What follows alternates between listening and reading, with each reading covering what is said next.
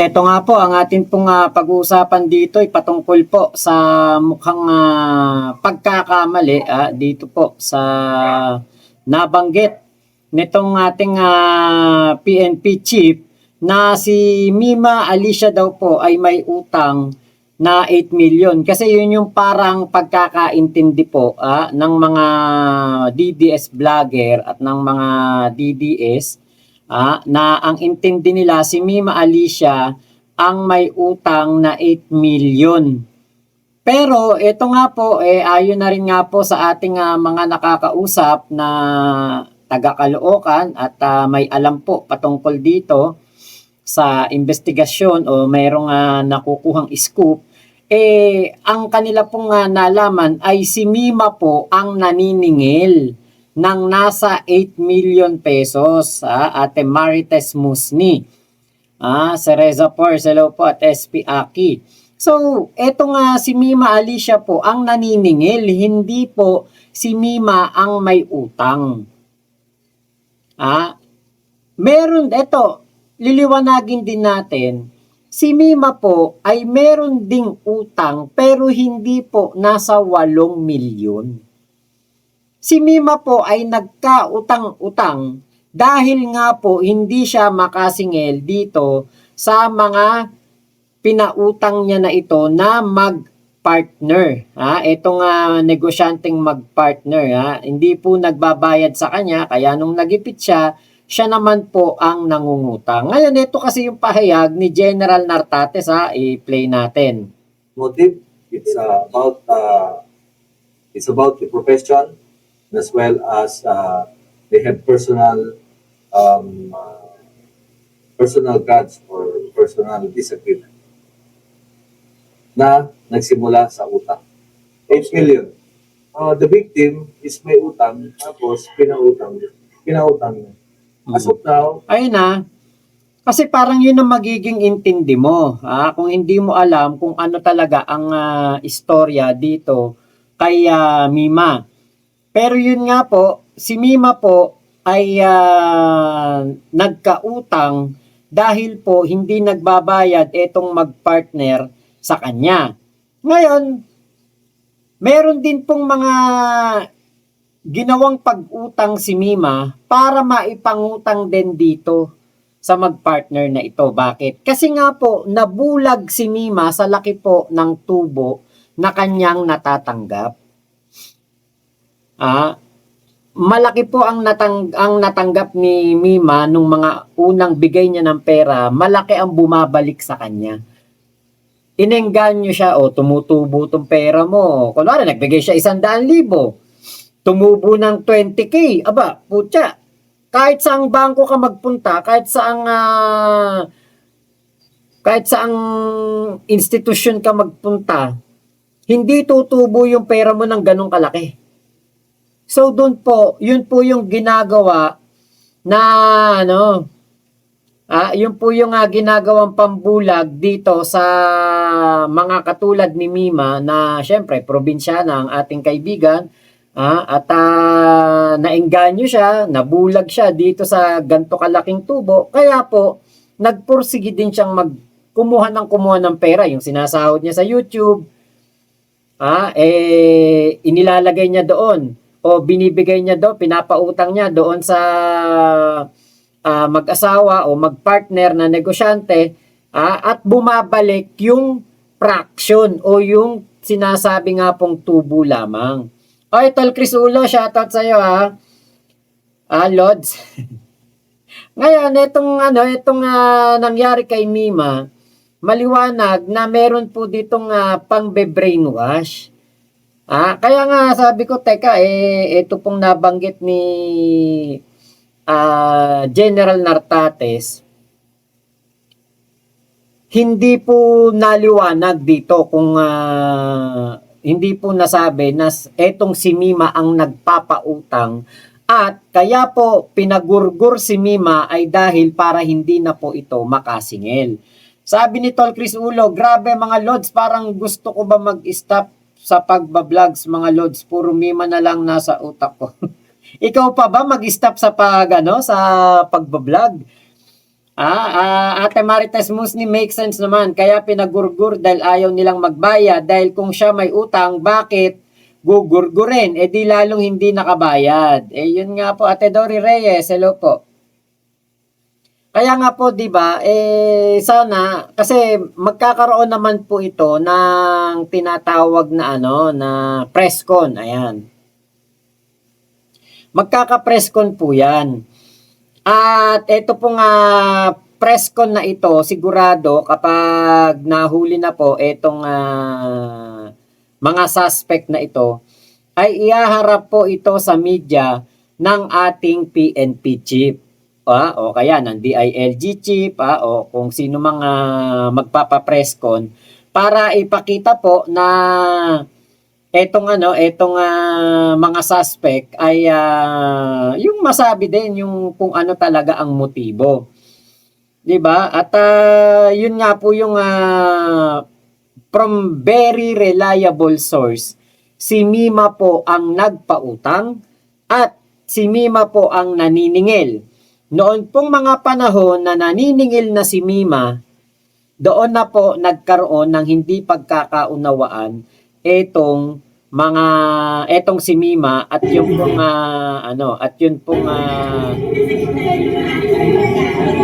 etong si Mima at yung pong kanyang mga naging kaibigan na ito na napautang din niya. Kaya po yan po yung ating antabayanan page at vlogger. dito po sa issue ni Mima. Ngayon, ito po yung nawawala na o binura na po na balita sa News 5 na kung saan ito nga pong suspect ay pumunta pa sa bahay ni Mima. At ang gusto pong kunin ay yun daw pong mga loan agreement o mga loan contracts para nga naman hindi sila ma-trace o hindi po mapag-isipan sila ang may pakana dito sa nangyari kay Mima. Wala na po ito ngayon sa News 5. page at vloggers. Ilang oras matapos ang pamamaril, dumating ang dalawang lalaki at pilit pinabubuksan ang bahay ng mga biktima. Nagpakilala silang kamag-anak ng mga biktima at kukuha raw ng gamit ni Nelboy at pera na gagamitin sa ospital ng biktima. Dahil po kami ng presinto, nagpirma-pirma po siya doon, binigay po yung cellphone and susi sa kanya.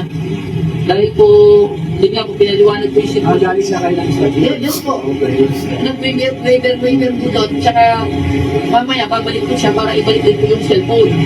Hindi muna pumayag ang may-ari ng bahay. Ayan, buti na lang hindi pumayag yung may-ari ng bahay na ito kasi nga kumbaga crime scene yun tapos may pupunta doon. Actually, nung panahon na yon hindi pa po talaga tapos ang investigasyon doon sa bahay nitong si Mima. Ngayon, talagang kahinahinala yan kasi nga po, etong mga taong ito, person of interest lang sila nung una. Pero dahil nga po, nung time na sila po ay gustong kausapin ng ating PNP, hindi po na sila nagpakita hanggang sa tuluyan na po silang naging suspect. Nahuli po yung dalawa na gumurgur kay Mima, yung driver at yung gumurgur. Tapos, sumunod, nahuli din daw po yung middleman. So, doon na po talaga naging matibay ang yung teorya po ng PNP na etong tao na ito na nagpunta sa bahay ni Mima, etong nakatalikod na ito, etong nakasombrero na to, siya na po ang isa sa mga tinuturing na mastermind at main suspect dito po sa nangyari kay Mima And susi sa Alicia. kanya, Kaya po, kumbaga,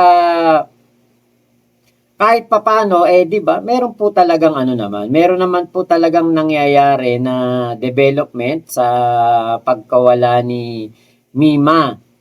At ito pong ating kaibigan na ito ay hindi po papayag, syempre, ang ating Pangulong Bongbong Marcos na hindi po magkaroon ng hustisya si Mima dahil nga po, ito po ay kanyang tagapagtanggol. Sana lang talaga ay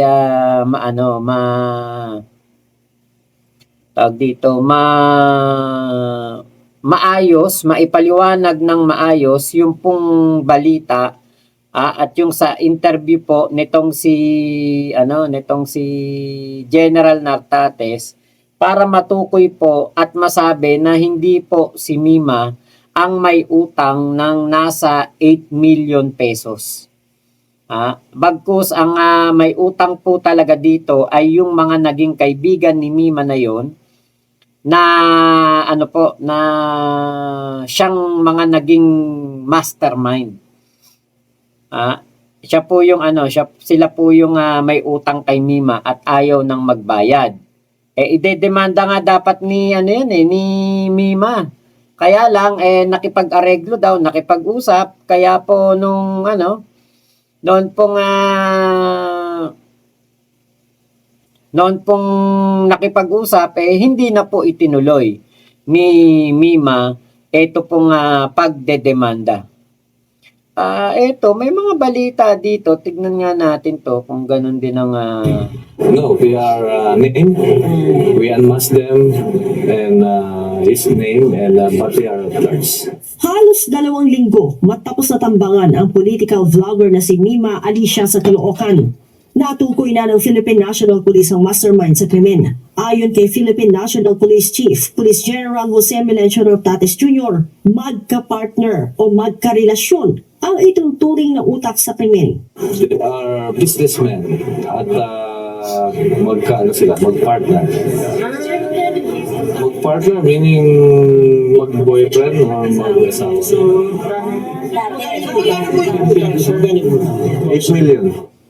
Lumalabas na may personal na alitan sa pagitan ng mga masterminds at ng biktima na nag-ugat umano sa utang na umaabot sa 8 milyong piso. Gayunman, hindi isinasara ng PNP ang iba pang posibleng motibo habang nagpapatuloy ang investigasyon. It's about the profession and as well as they have personal grudge or personal disagreement na nagsimula sa utang. As of now, that is the motive.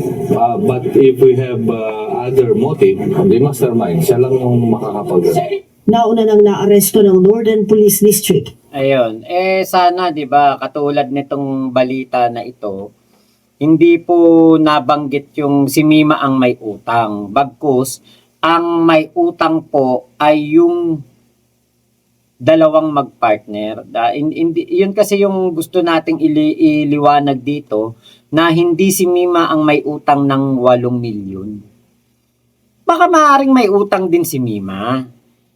Pero hindi po si Mima ang may utang doon sa dalawang mastermind. Alam po namin ng mga kasamahan kong vlogger, kaya sila Tol Chris Ulo, alam nila yan. Hindi po si Mima ang merong malaking utang.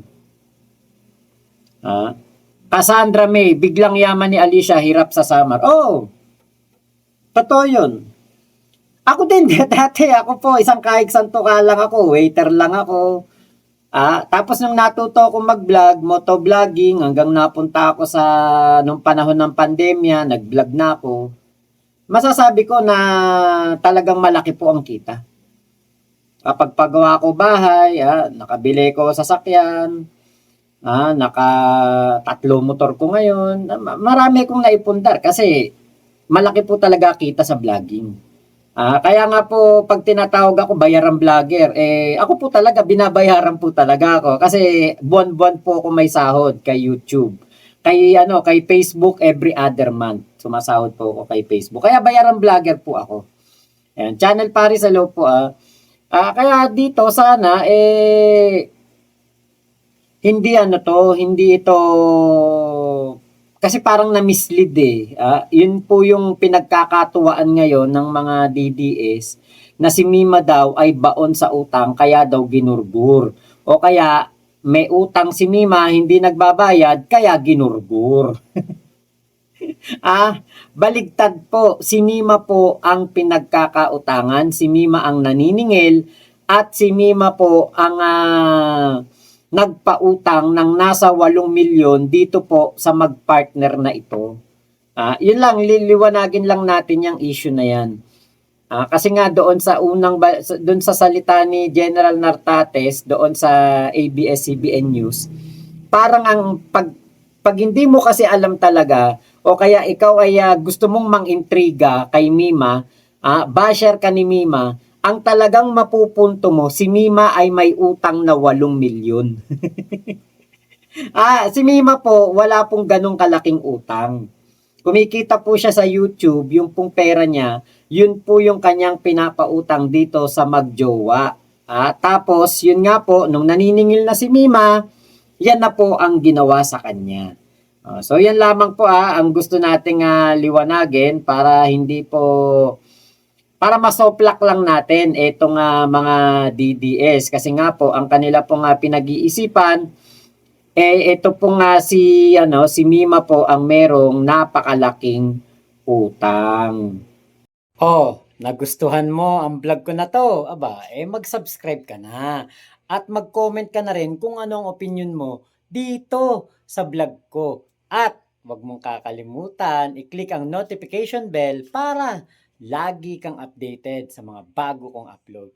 Maraming salamat po, Mama Chup Chup. Love you, love you. God bless us all, Pilipinas. God first.